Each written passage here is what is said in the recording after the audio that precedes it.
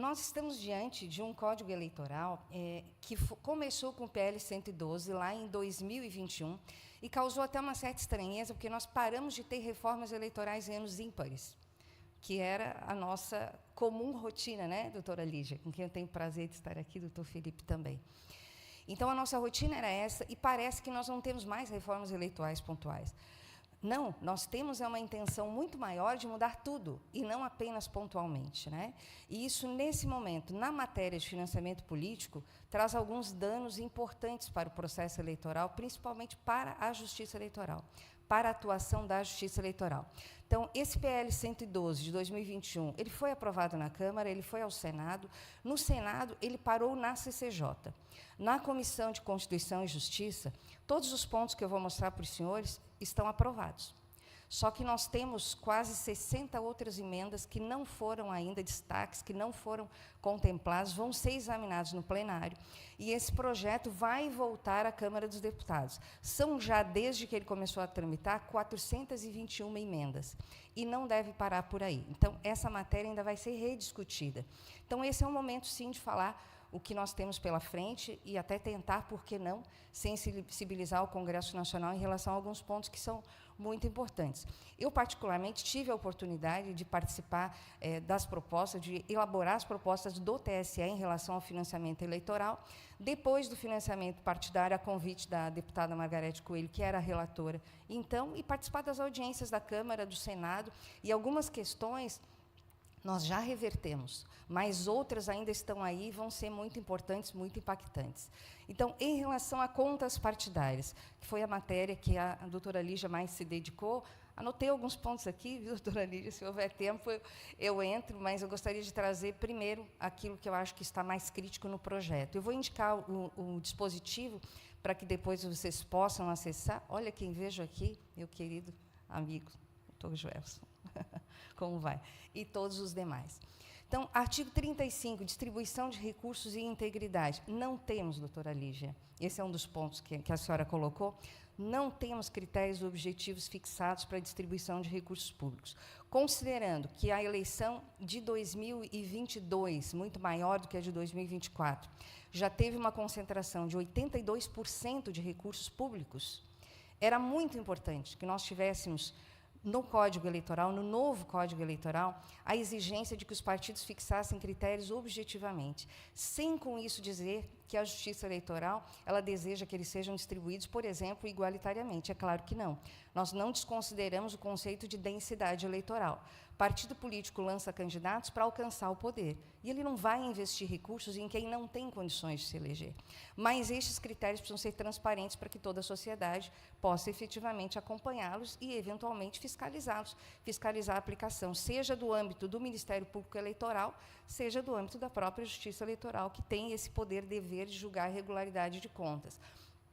Não há também nenhuma obrigação em relação à inserção de critérios de integridade.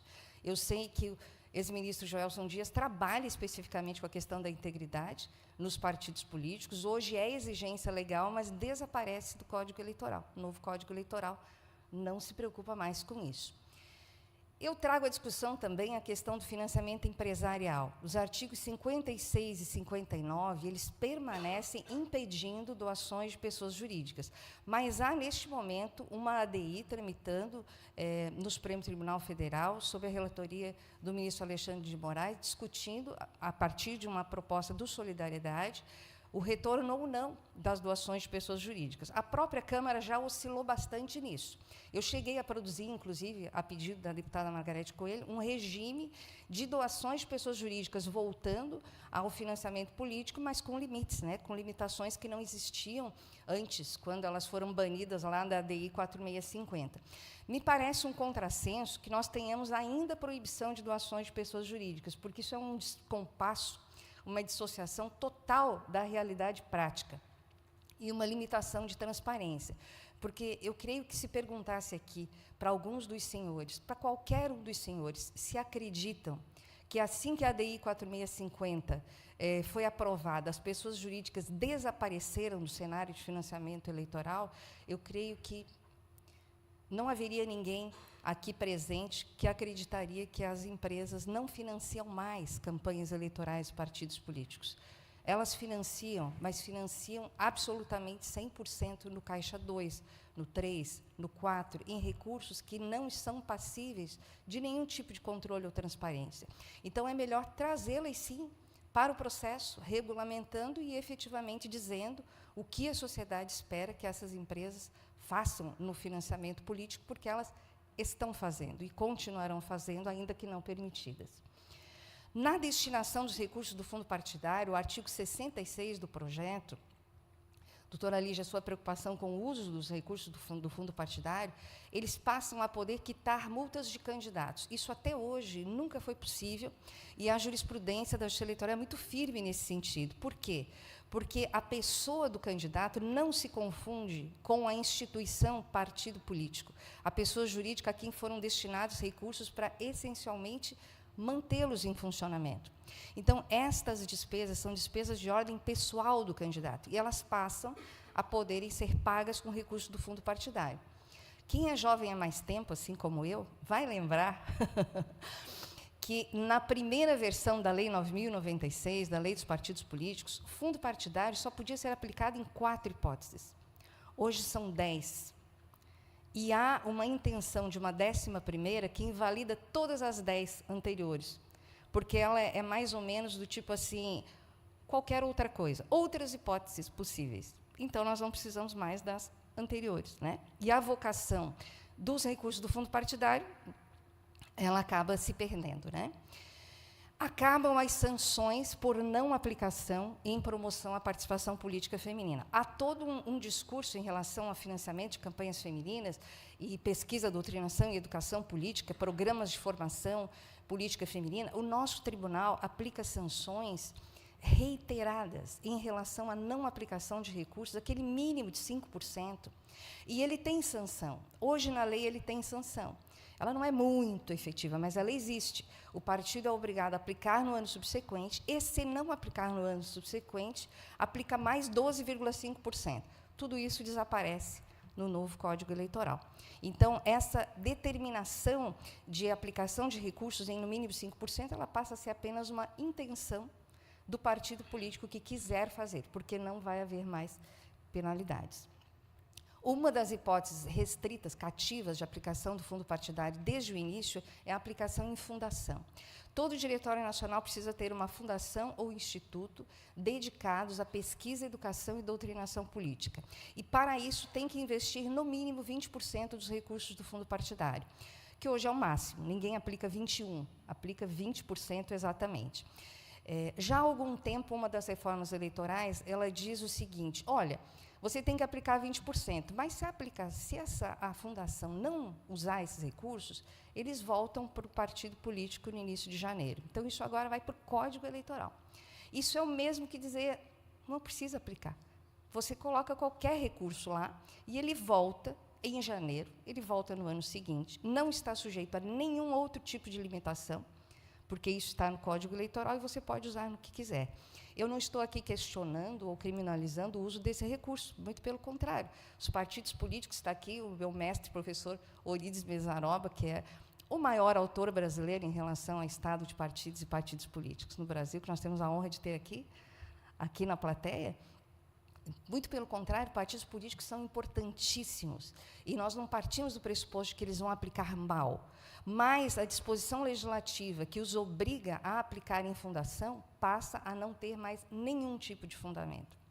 Partidos vão poder também assumir dívidas de partidos em instâncias inferiores e pagar com recursos do fundo partidário, independentemente da proibição, a doutora Lígia, é um dos pontos que a senhora abordou, de esses partidos estarem impedidos de receber esses recursos ou não. O que é que nós temos a ver com isso? O partido gasta o recurso onde quiser. Gasta, desde que não esteja, na prática, burlando sanção da Justiça Eleitoral, né?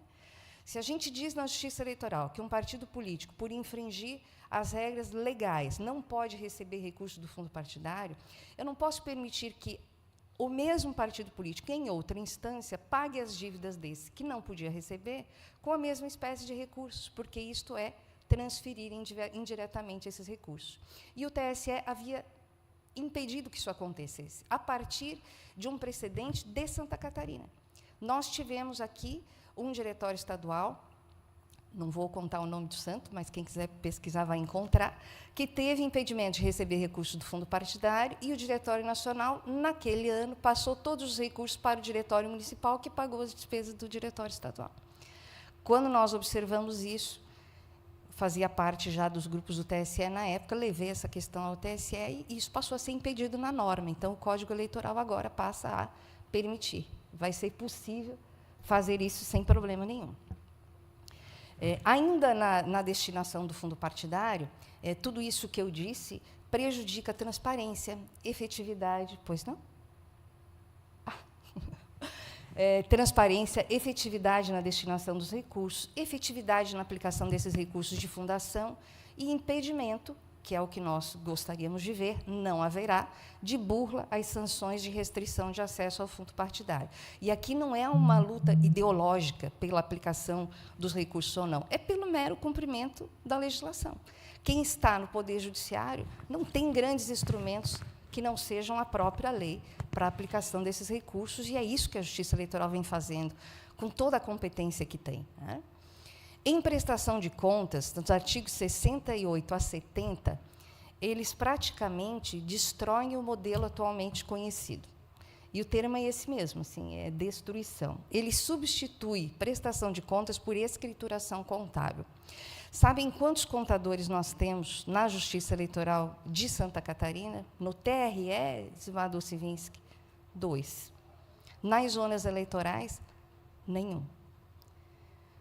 Senhores, será que estão preparados para examinar a escrituração contábil de partidos políticos? Não. A Justiça Eleitoral, ela examina o cumprimento das obrigações de natureza eleitoral. E, para isso, pelo novo Código Eleitoral, ela passa a ter apenas e tão somente a escrituração contábil dos partidos políticos. Isso não permite mais usar o sistema de prestação de contas anual de partidos políticos. É como se os senhores, na declaração de ajuste de imposto de renda, resolvessem entregar a sua declaração à Receita Federal da forma que quisessem. Marcos Cleo, nosso assessor, resolvesse simplesmente, vou entregar um arquivo em Word, vou entregar uma planilha de Excel, Receita Federal, você aí vire-se com essas informações. É isso que o novo Código Eleitoral prevê para nós. Partido político entrega do jeito que quiser, com o sistema que quiser, e nós perdemos com isso todo o avanço de análise que nós desenvolvemos a tanto custo no TSE, a tanto custo, cruzando informações, tudo isso se perde, né? Acaba também o rito judicial. Os processos de prestação de contas voltam a ser administrativos. E aí eu vou usar também esse tempo todo que trabalhei nessa matéria para dizer que eu vivi a época do processo administrativo em prestação de contas.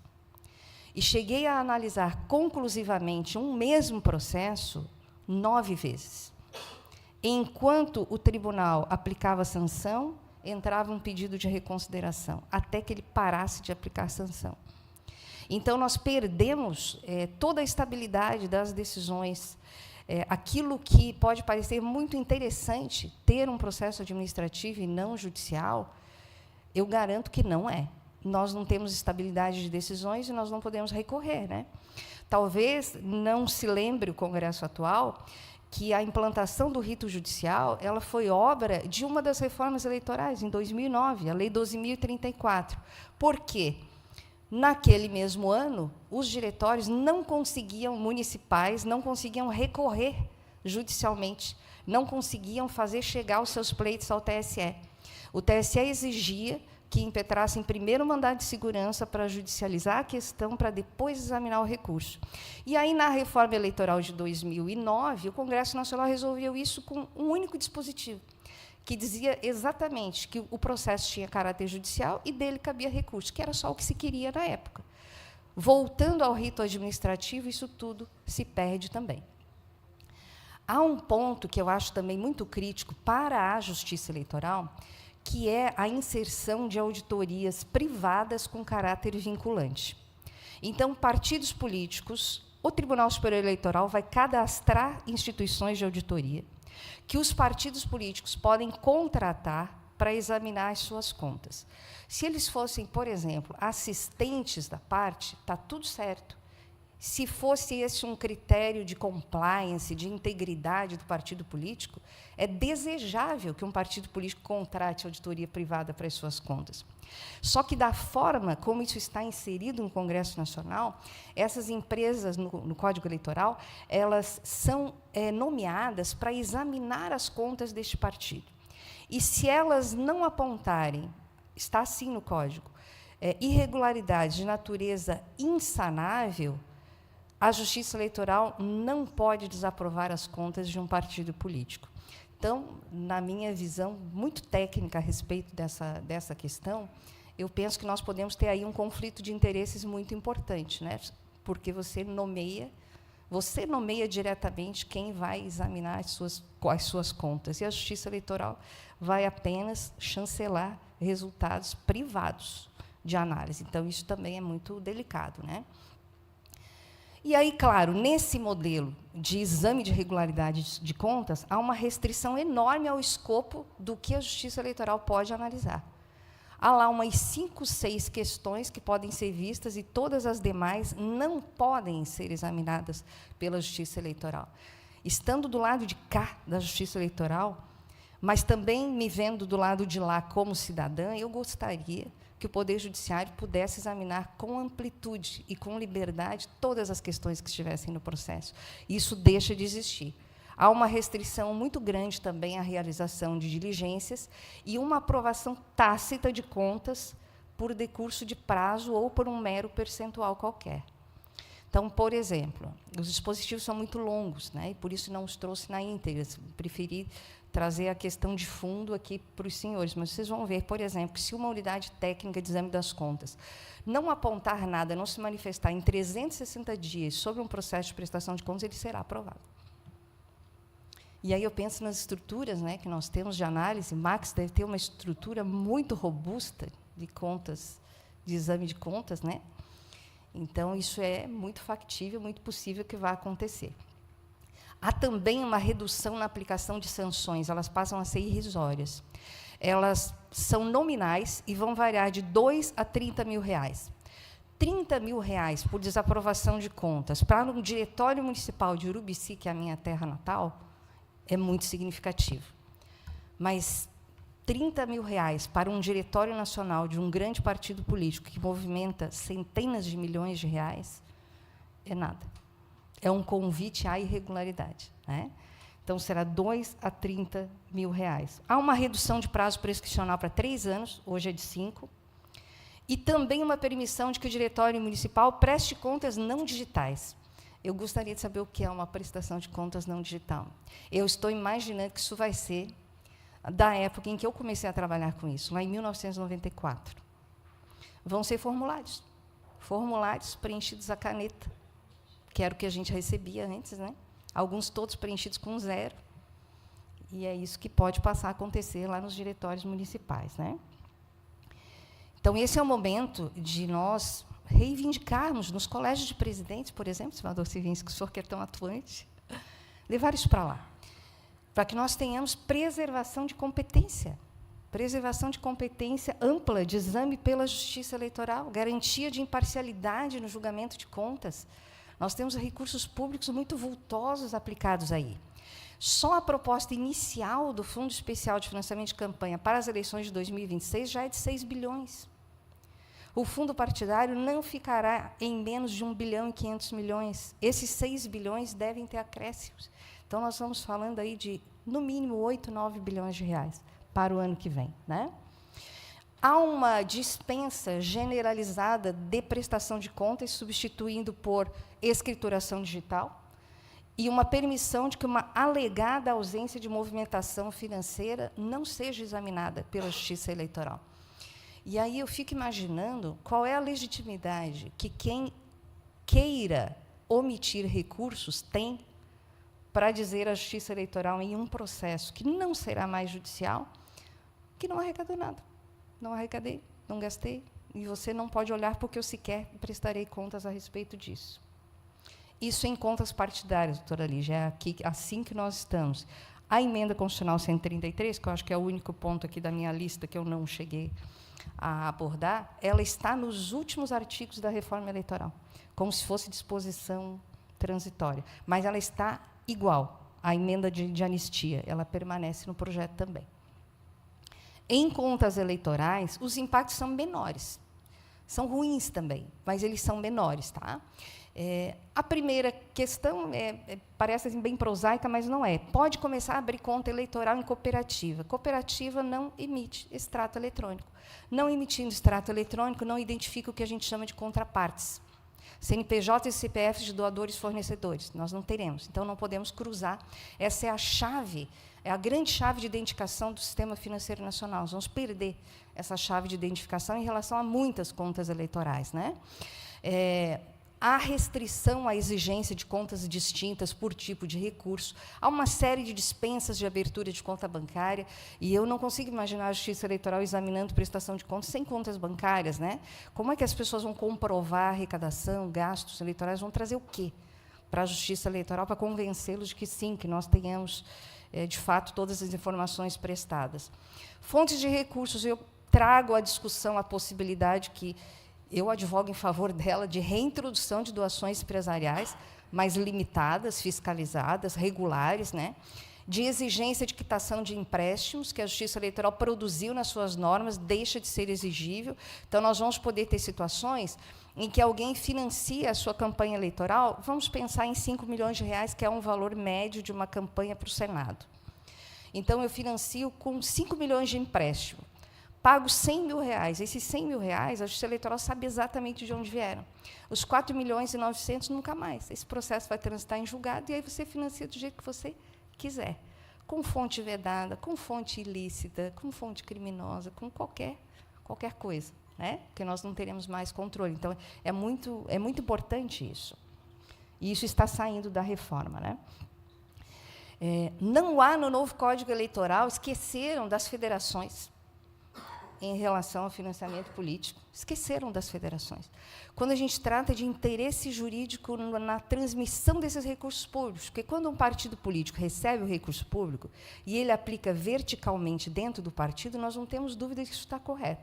Agora, quando esse recurso sai daqui e dá um passo para o lado, ele vai para outro partido político, o que é que esse partido está fazendo com esse recurso? Ele está financiando uma candidatura rival? Isso é ilícito, né? É ilegítimo. Mas há circunstâncias que o sistema eleitoral ampara, que é o caso das coligações para eleição majoritária e das federações para ambas as eleições. Então, federações não precisam aparecer, porque senão é como se elas não existissem. E nas coligações, a Justiça Eleitoral assentou o seu entendimento de que esse recurso só pode transitar para financiar eleição majoritária, porque só pode ter coligação para eleição majoritária. Né? Isso cai por terra também. Se você estiver coligado, você transfere para quem quiser. Pessoas jurídicas já comentei, apenas ressaltei ali o dispositivo. A limitação que eu sugeri no projeto foi a limitação que está inspirada nesse projeto de lei aqui, 5.735, de 2013, que me parecia muito bom, que previa a limitação... Opa, não está voltando, desculpe. Que previa a limitação, não apenas percentual, mas nominal também. Porque, quando nós tivemos pessoas jurídicas financiando eleições, havia só uma disposição percentual, e aí o céu é o limite. Né? Nós precisamos limitar nominalmente também. E impedir que essas empresas celebrem contratos públicos, no mínimo pelo mandato que elas financiaram. Né? Isso me parece bem suficiente. E aí elas podem participar, sim, por que não? Pré-campanha. Nós hoje não temos... Obrigada, Sr. Jorge. Hoje nós não temos praticamente nada de disciplinamento de pré-campanha. Quando o projeto tramitava no Senado, me pediram assim uma regulamentação mínima de pré-campanha. Eu encaminhei. Mas ela está muito pobre no projeto do Código Eleitoral. Ela não traz a necessidade de que, na pré-campanha, se observe, no mínimo, o que tem que se observar na campanha eleitoral. Se você não pode arrecadar recursos de empresas na campanha eleitoral, não pode na pré-campanha também. Para mim, não seria muito difícil. O mais difícil é dizer quando é que a pré-campanha começa. Porque muitas pré-campanhas eleitorais elas começam no dia seguinte ao anúncio do resultado da eleição. Então, nós precisamos definir um prazo razoável, que seja o ano eleitoral. 1º de janeiro de 2026, por exemplo. A partir daquele momento, porque nós temos pré-candidatos, né? Ou vocês não sabem quem são?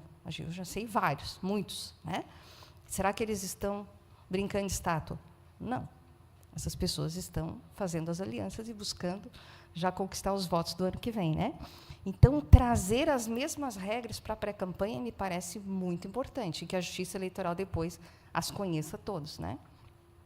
Limites de gastos, hoje, nós estamos só atualizando limites referenciados em 2016, que tinham erros técnicos gigantes. E nós estamos só atualizando. Nós estamos perpetuando esses erros indefinidamente, e no projeto do novo Código Eleitoral permanece exatamente a mesma coisa.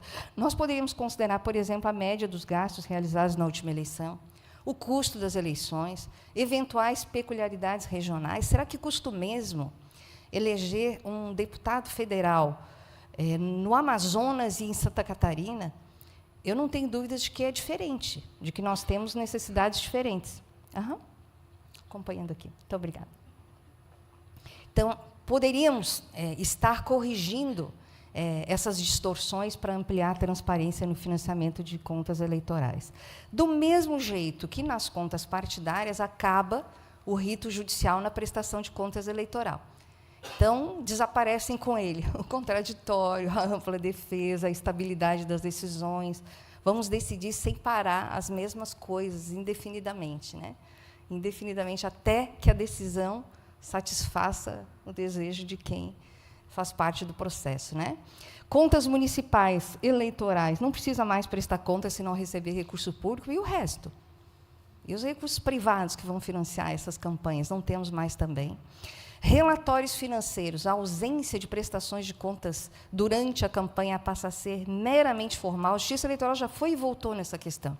Ela já considerou irregularidade formal, depois considerou tão importante que rejeitava contas, que é o entendimento que existe hoje, passa a não ter importância nenhuma. E nós perdemos transparência, perdemos condições de fiscalizar também, né? Não tem proposta de aplicação de sanções quanto as contas forem aprovadas com ressalvas, né? E eu penso que nós deveríamos ter plenas condições de aplicar sanções legais de acordo com as irregularidades que forem detectadas em casos próprios, né? Notas fiscais eletrônicas, hoje vem a Justiça Eleitoral obrigatoriamente de todas as fazendas, para que as informações possam ser cruzadas, elas vão passar a ser uma faculdade. Então, a Receita Estadual ou Municipal vai enviar, se quiser.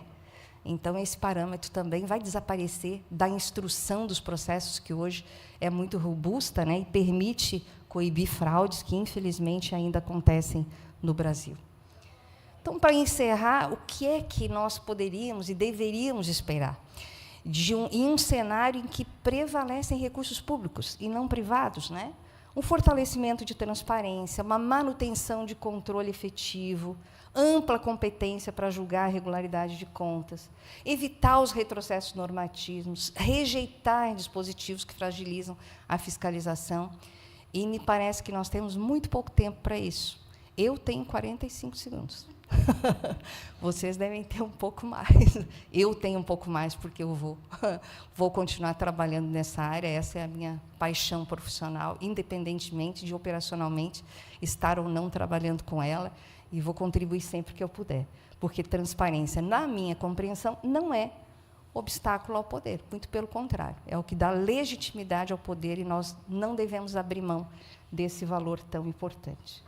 Meus contatos estão aqui. Doutor Felipe, tenho 15 segundos, vou ficar parada aqui.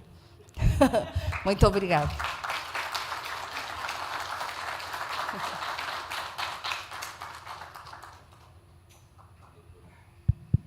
Doutora Denise, ela consegue transformar, né, essa prestação de contas em algo palatável, em algo simples, e isso é só para craque, né, que consegue fazer dessa maneira e falar dessa maneira.